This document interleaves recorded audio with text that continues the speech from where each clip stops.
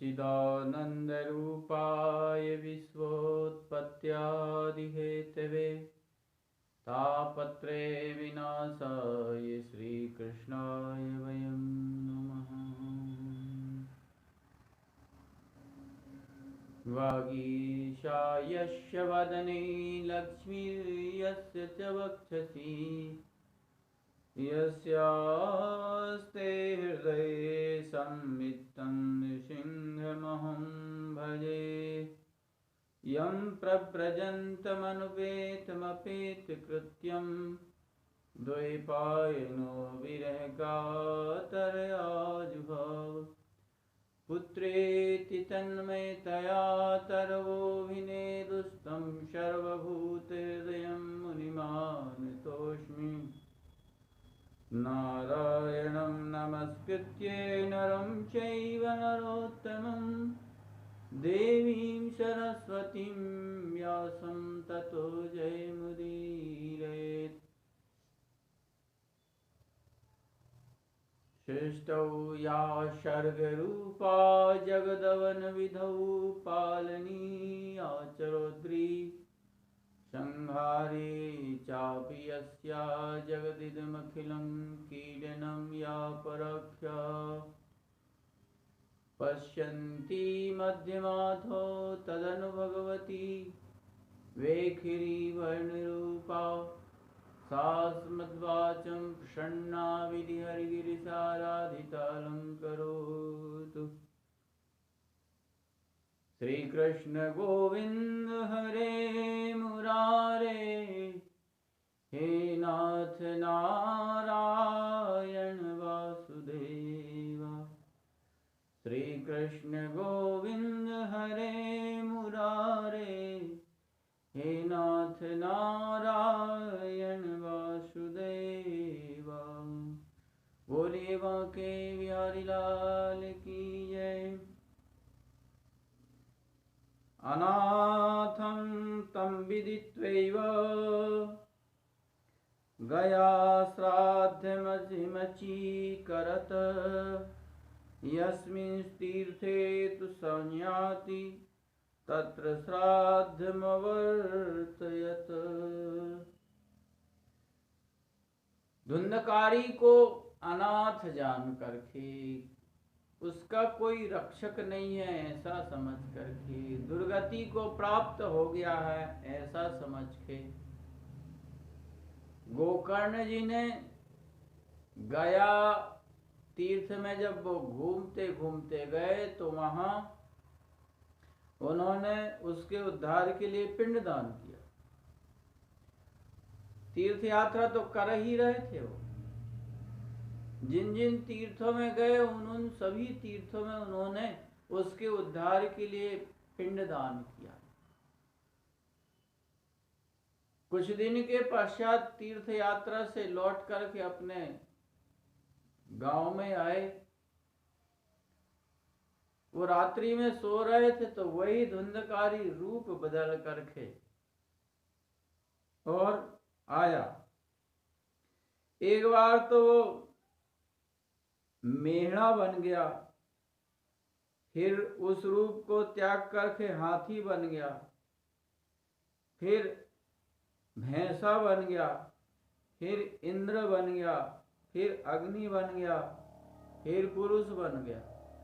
इस तरह से रूप बदलता। ये इंद्रादि रूप इन प्रेतों के क्षणभंगुर होते हैं, थोड़े देर के लिए होते हैं। यदि इंद्र बन जाए हमेशा के लिए, वह है तो दुख ही कैसा। वह तो कुछ देर के लिए होता है जादूगर की तरह और वह मिट जाता है। तो गोकर्ण ने समझा कि यह कोई दुर्गति को प्राप्त है जीव, इसलिए उनसे पूछा कि कौन हो तुम, इस तरह से उग्र रूप रात्रि में मुझे दिखा रहा है। तो कुछ बोलने में आसक्त हुआ, मैं की शब्द आए, उच्चारण किया उसने। तो ये समझ गए और इन्होंने अपने कमंडलों से अंजलि में जल लेकर अभिमंत्रित करके और उसके ऊपर छोड़ दिया तो बोलने की कुछ शक्ति आई, उससे कुछ पाप नष्ट हुए, कुछ बोलने की शक्ति आई। तब वह रोने लगा, आंसू बहाते हुए रोते रोते उसने कहा, अहम भ्राता त्वदीयोऽस्मि धुंधकारीति नामतः स्वकीयेनेव दोषेण ब्रह्मत्वं नाशितं मया। मैं तुम्हारा ही भाई हूँ गोकर्ण, मुझे भाई कहते हुए लज्जा आ रही है और मैंने अपने ही कर्म दोष के कारण से ब्रह्मत्व जो ब्राह्मणत्व है उसको नष्ट कर दिया। ब्राह्मणत्व क्या है? ब्राह्मण का जन्म जो है अंतिम जन्म माना गया, इसके पश्चात कोई जन्म नहीं। पर यदि ब्राह्मण का जन्म हुआ और हमने ब्राह्मणत्व नष्ट कर दिया तो पुनः पुनरावर्ती जो है बार बार जन्म बार बार मरण, इस चक्कर में पड़ना ही पड़ेगा। ब्राह्मण का जन्म अंतिम जन्म। इसलिए ब्राह्मणों को जो है समझना चाहिए कि अपने उद्धार के लिए कर्म करें, अपना ब्राह्मणत्व सुरक्षित करें। संध्या, स्नान, सदाचार, गायत्री जप, विद्या पढ़ना, विद्या पढ़ाना, यज्ञ करना, यज्ञ कराना, दान देना, दान लेना, लेना ही लेना नहीं, देना भी है। इसलिए ये ब्राह्मण के जो कर्म हैं, 6 कर्म ब्राह्मण के, वह ब्राह्मणत्व है। और जिसने ब्राह्मणत्व नष्ट कर दिया वह जन्म मृत्यु के चक्कर में पुनः पड़ गया।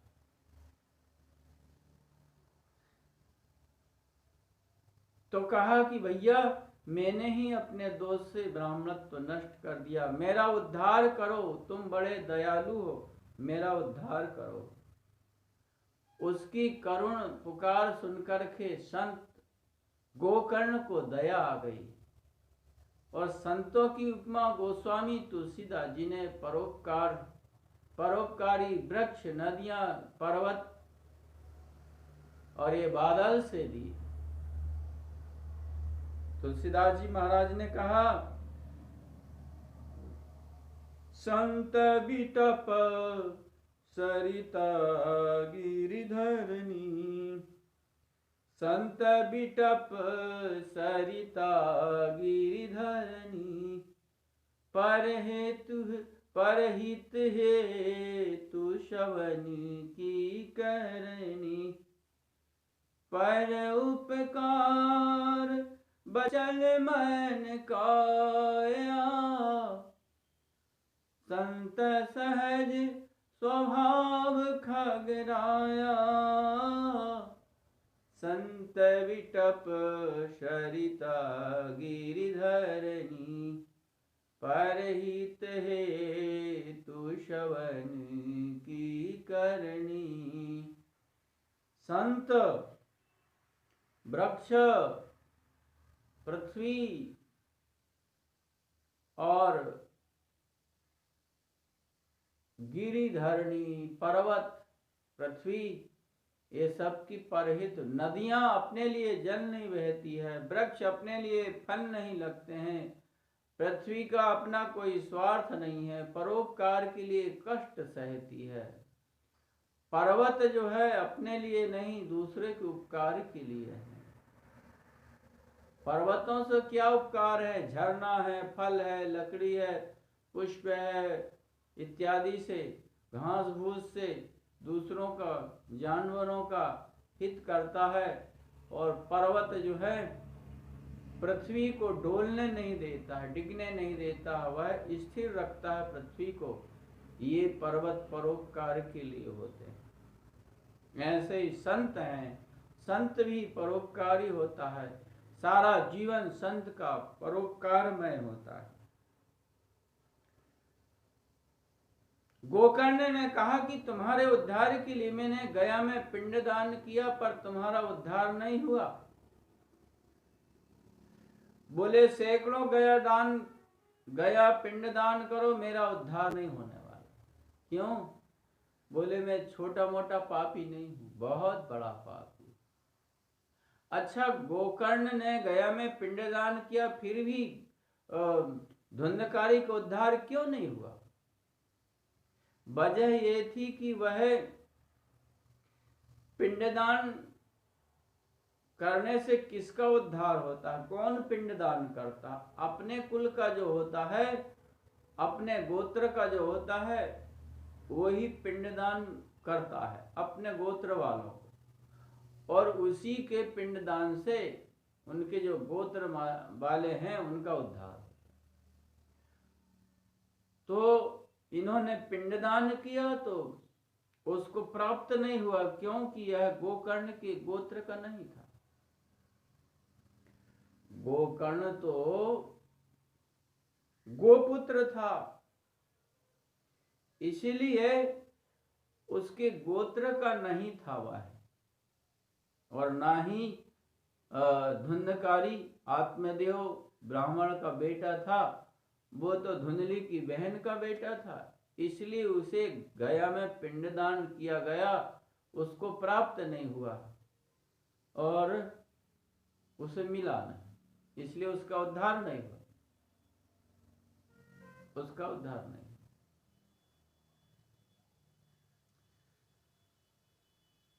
दूसरी बात, इसने माता पिता का अपमान किया था, इसलिए उसका भी गया में पिंडदान करने के पश्चात भी उसका उद्धार नहीं। इस कथा से यह सिद्ध होता है कि जो माता पिता का अपमान करता है, उनको तकलीफ देता है, दुख देता है,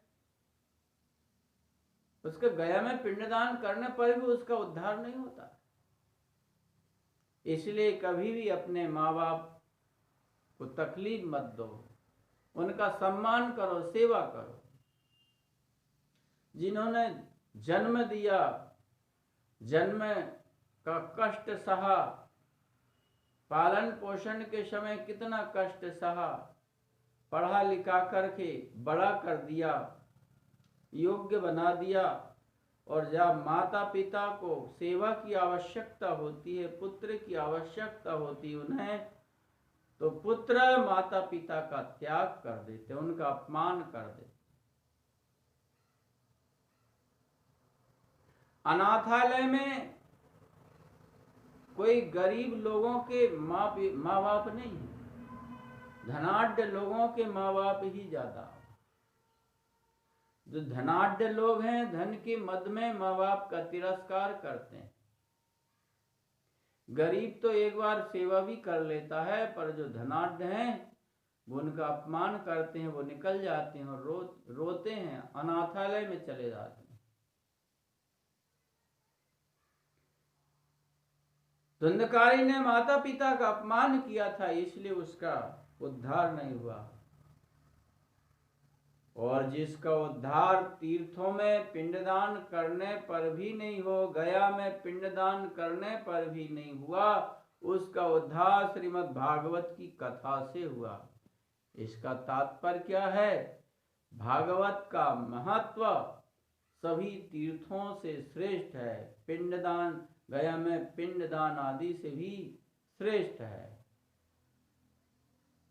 प्रभु कृपा से गोकर्ण ने कहा कि तुम चिंता मत करो, तुम्हारे उद्धार के लिए मैं कोई दूसरा साधन करूंगा।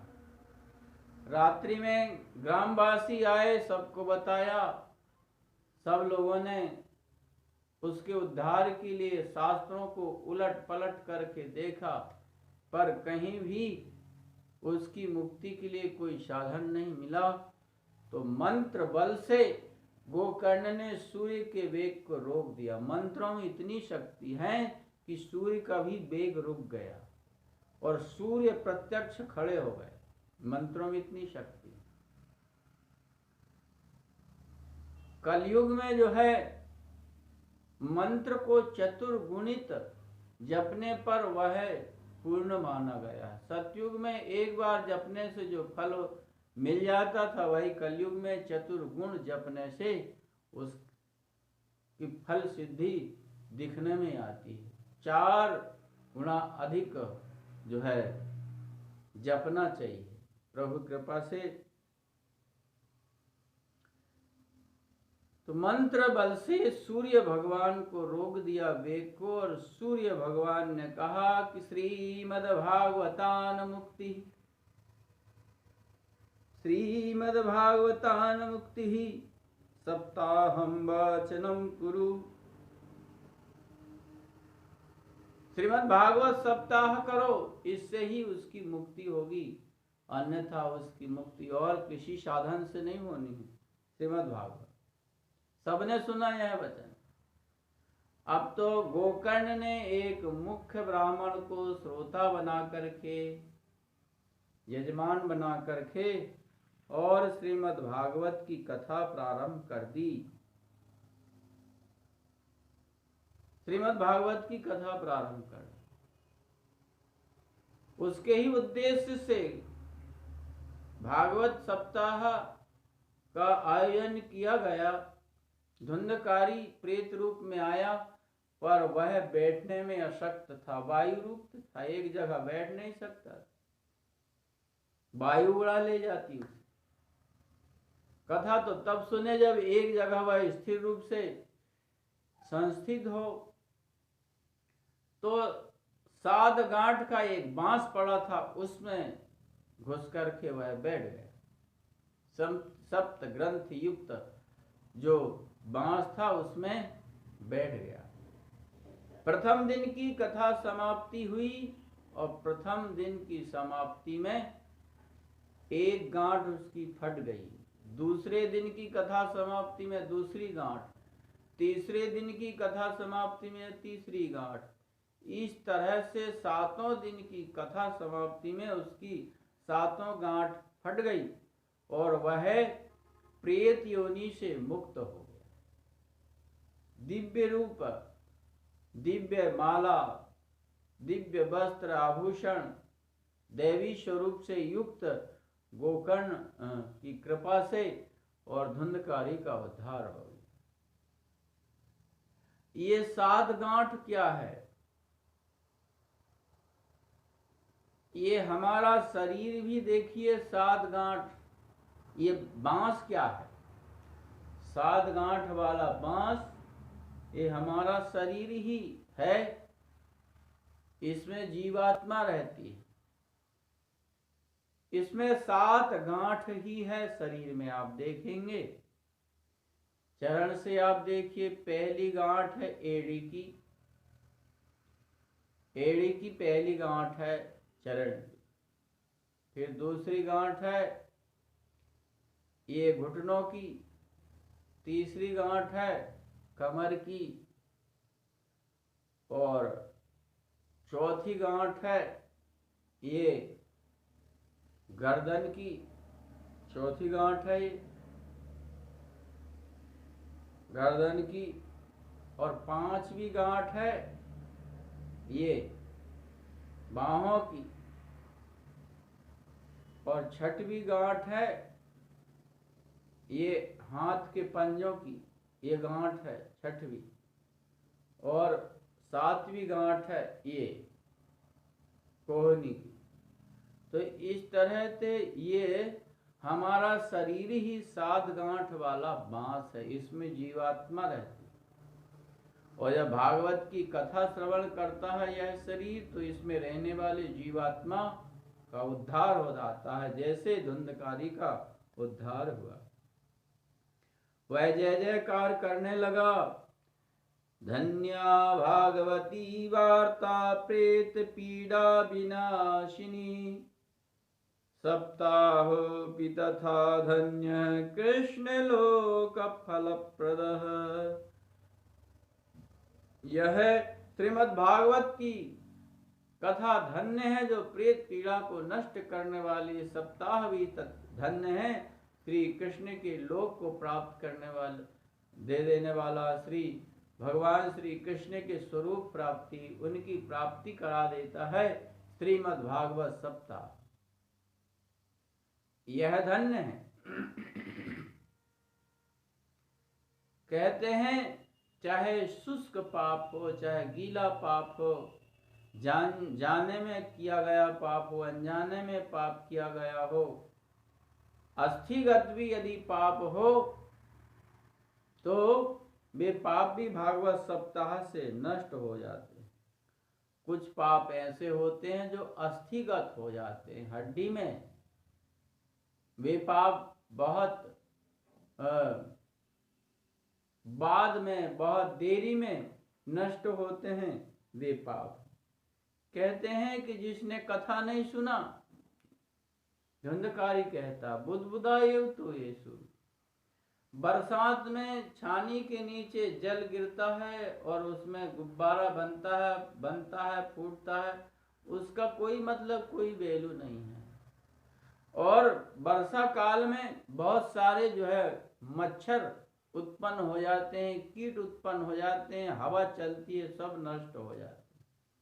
मस्कायु जंतुषु बुदबुदायु तो येसु मस्कायु जंतुषु। और कहते हैं कि जो कथा नहीं सुनता है, जायन्ते मरना, ये वो कथा श्रवण वर्जित है, वे मरने के लिए ही उत्पन्न होते हैं। इसी तरह से मनुष्य हैं, यदि उन्होंने कथा नहीं सुनी तो मरने के लिए ही उत्पन्न हुए थे। वो केवल भोजन करना, निद्रा लेना, मैथुन करना, भय, क्षुधा, पिपासा तो पशु को भी होती है, पशु को भी होती है। पशु भी भोजन करता है, निद्रा लेता है, वह मैथुन करता है, उसको भी भय आदि लगता है। फिर मनुष्य में और पशु में अंतर क्या रहा? पशु भी जी करके यही करे तो उसमें अंतर क्या रहा?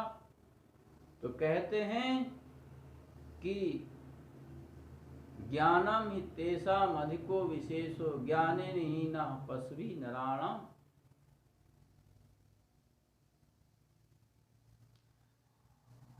ज्ञान ही मनुष्य में विशेष बात है पशुओं से। ज्ञान क्या? पशुओं में ज्ञान नहीं है। ज्ञान कैसा? कर्तव्य अकर्तव्य का विवेक, क्या करना चाहिए, क्या नहीं करना चाहिए, क्या खाना चाहिए, क्या नहीं खाना चाहिए, ये पशु में नहीं है। पशु जो होता है अपनी माँ, बहन, बेटी के साथ भी शारीरिक संबंध बना ले, उसे यह ज्ञान ही नहीं है कि मेरी माँ है, मेरी बेटी है, मेरी बहन है। ये ज्ञान मनुष्य के अंदर, और यदि मनुष्य के अंदर ज्ञान होते हुए वह पशुवत आचरण करे तो वो पशु ही है, बिना सींग पूंछ का पशु है वह। इसलिए मनुष्य के अंदर मानवता आनी जरूरी है, मनुष्यत्व आना जरूरी है। मानवता के बिना वह पशु है। तभी तक संसार सागर में वह भ्रमण करता रहता है, जब तक जीव अपने कर्ण छिद्र से भागवत की कथा न श्रवण करे। इस तरह से सभी लोगों से वह भागवत की महात्मा का वर्णन कर रहा था धुंधकारी। उसी समय उसको लेने के लिए विमान आए। विमान लेने के लिए आए तो भगवत पार्षदों से जिज्ञासा की गोकर्ण ने कि हमारे यहाँ बड़े बड़े अमलात्मा, विमलात्मा श्रोता हैं, उन सब के लिए तुमने विमान एक साथ क्यों नहीं लाया सबके लिए? केवल धुंधकारी ने ही तो कथा नहीं सुनी, यहाँ तो बहुत है सुनने वाले।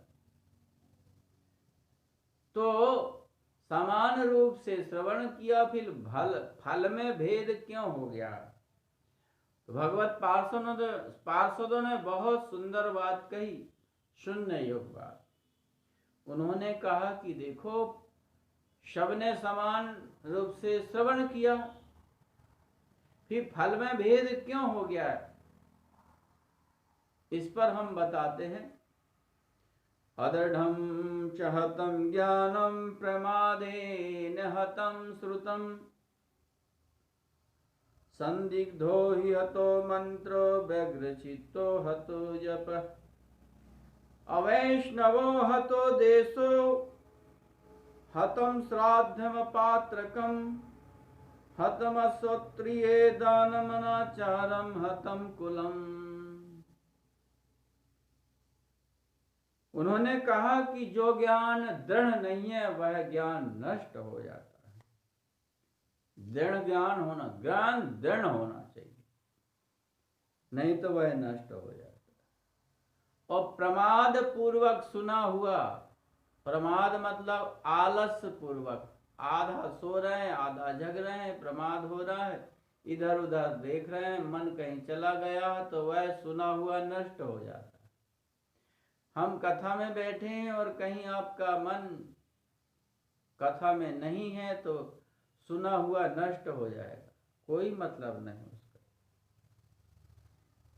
और संदिग्धो हतो मंत्रो, जिस मंत्र को हम जप कर रहे हैं उसमें हमको संदेह है कि इस जप से हमको सिद्धि मिलेगी या नहीं मिलेगी, तो निश्चित है आपको सिद्धि नहीं मिलेगी।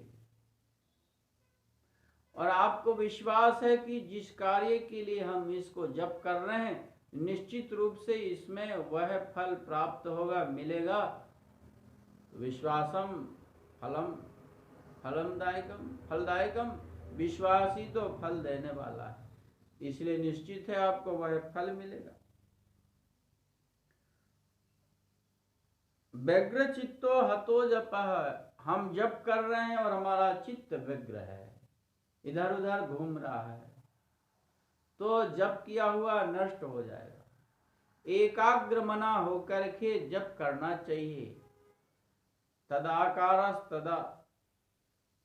तदाकार वृत्ति होकर के तद जपस तदर्थ ध्यान, उसका ही ध्यान, उसी का जप करे एकाकार वृत्ति होकर के, तभी जप का पूर्ण फल प्राप्त होता है।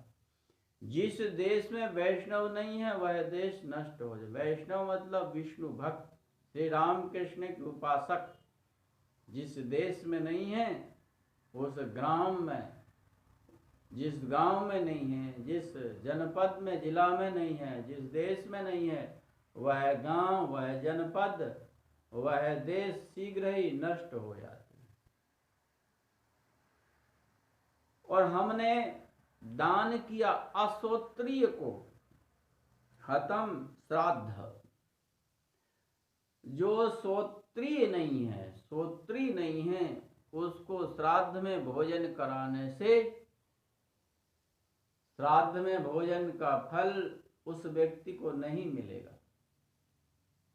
यदि पितृ शांति के लिए, पुत्र उद्धार के लिए हम ब्राह्मण भोजन करा रहे हैं तो श्रोत्री मतलब जिनका जनेऊ संस्कार हुआ है, जिनका वैदिक लौकिक संस्कार हुआ है, जो गायत्री आदि जप करते हैं, जिनमें ब्राह्मणत्व है, वे श्रोत्रिय कहलाते हैं। तो जो गायत्री जप नहीं करता है, जिनका जनेऊ संस्कार नहीं हुआ है, तो ऐसे ब्राह्मणों को यदि भोजन कराया हमने श्राद्ध में तो श्राद्ध का फल नहीं मिलेगा। और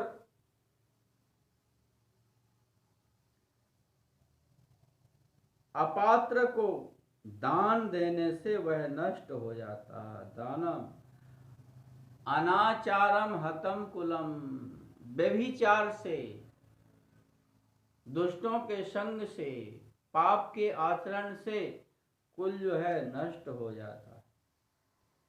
भागवत की कथा सुनने से मनोकामना की सिद्धि हो जाती है। भागवत कथा कल्प वृक्ष के समान है। जो हमने अपने मन में कल्पना की कि हमको ऐसा होना चाहिए, भागवत की कथा वही दे देती। सब कुछ देने में सामर्थ्य है भागवत। गोस्वामी तुलसीदास जी कहते हैं, मन कामना सिद्धि नर पावा, मन कामना सिद्धि नर पावा, जो यह कथही कपट तजि गावा, कहहीं सुनहि अनुमोदन करहि, ते गोपदैव भवनिधि तरहि। प्रभु कृपा से मनोकामना सिद्धि की प्राप्ति हो जाती है व्यक्ति को भागवत कथा श्रवण करने से। गुरु के वाक्यों में विश्वास हो, अपने में दीनता का भाव हो, मन के दोषों पर विजय प्राप्त हो और कथा में निश्चल मति हो, इत्यादि नियमों का यदि पालन करके यदि श्रवण करें तो श्रवण में पूर्ण फल प्राप्त होता है। और गोकर्ण, आप तो भगवान के परम प्रिय हो और पुनः तुम कथा करो और सब लोग इन नियमों का पालन करके श्रवण करें तो भगवान तुमको गोलोक ले जाएंगे। ऐसा कहकर के धुंधकारी को विमान में बिठा करके और भगवत पार्षदन ले गए उसको। पुनः श्रावण महीना में गोकर्ण ने कथा प्रारंभ किया। श्रावण महीना में भाद्रपद, श्रावण, कार्तिक आदि जो महीना है, 6 महीना, ये मोक्षदायी महीना कहे गए हैं। इनमें कोई कथा करता है तो निश्चित रूप से मुक्ति की प्राप्ति होती है। श्रावण में पुनः कथा हुई। सब लोगों से कह दिया गया कि जिन जिन को भगवत धाम चलना है वो लोग सब कथा सुने मन लगा करके और मनन करें। कथा 3 बातें होती है, श्रवण मनन निधिध्यासन। श्रवण करो, मनन करो, उसको अपने जीवन में उतारो, ध्यान करो। ध्यान का तात्पर्य अपने जीवन में हम कथा को उतारें, कथा की बात को चरितार्थ करें, तब कथा का पूर्ण फल मिलता है हमको, ऐसे ही नहीं मिलेगा।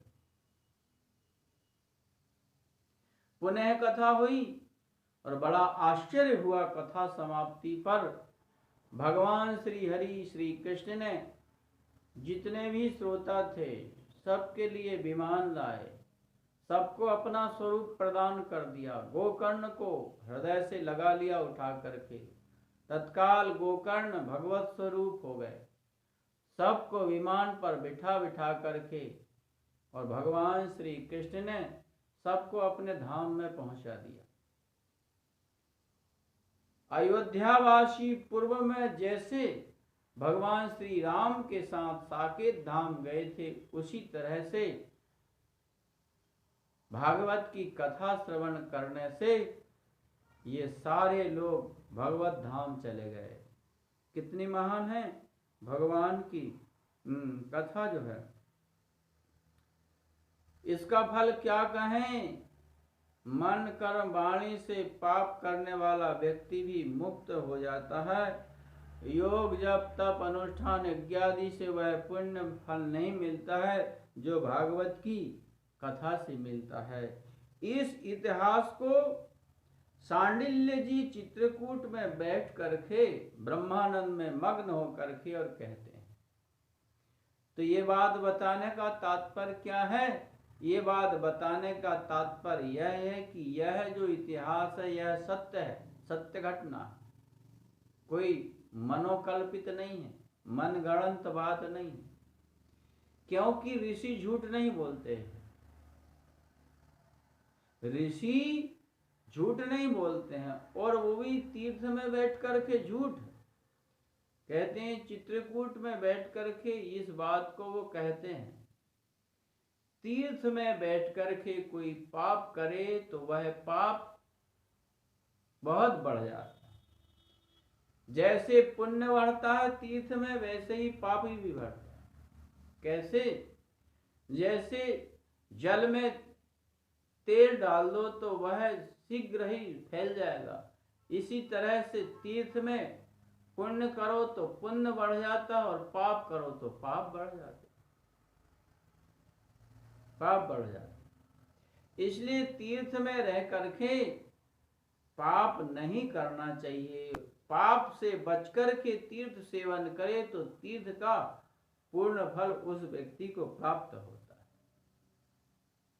तीर्थ में पाप नहीं होना चाहिए, पुण्य ही होना चाहिए। इसलिए तो हम लोग तीर्थ में रह करके और वह वस्तु क्यों नहीं प्राप्त कर लेते हैं? क्योंकि हमारे जीवन में पाप भी होते रहते हैं। एक सूरदास था, वह रस्सी बांट करके और पीछे करते जा रहा था। सूरदास कई घंटों से रस्सी बनाया, उसने सोचा कि बहुत लंबी रस्सी हो गई, पर देखा तो रस्सी इतनी ही लंबी थी। रस्सी का क्या हुआ? सूरदास जैसे ही रस्सी बांट करके बना करके और पीछे करते जा रहा था, एक भैंस का पट्टा उसको खाते जा रहा था, चबाते जा रहा था, इसलिए वह इतनी बड़ी रही। हम तीर्थों में रहकर एक तरफ पुण्य करें, दूसरी तरफ पाप करें, तो हमारा पुण्य बरोबर होता जाएगा, उसका कोई मतलब नहीं। तो प्रभु कृपा से यह जो कथा है वह सत्य है। तो इस तरह से हम लोग भागवत के महात्म्य पर चिंतन कर रहे हैं सत्संग के माध्यम से। अब आगे का जो प्रसंग होगा सप्ताह श्रवण विधि, ये हम लोग कल के प्रसंग में सुनेंगे। कितने दिन में कथा सुनना चाहिए, कैसे सुनना चाहिए, श्रोता वक्ता का लक्षण क्या है, क्या सेवन करके कथा सुनना चाहिए, ये सारी बात कल के प्रसंग में हम लोग सुनेंगे। बोलिए भागवत महापुराण की जय। श्री कृष्ण गोविंद हरे मुरारे, हे नाथ नारायण वासुदेवा। श्री कृष्ण गोविंद हरे मुरारे, हे नाथ नारायण वासुदेवा। बोलवा के बिहारी लाल की जय।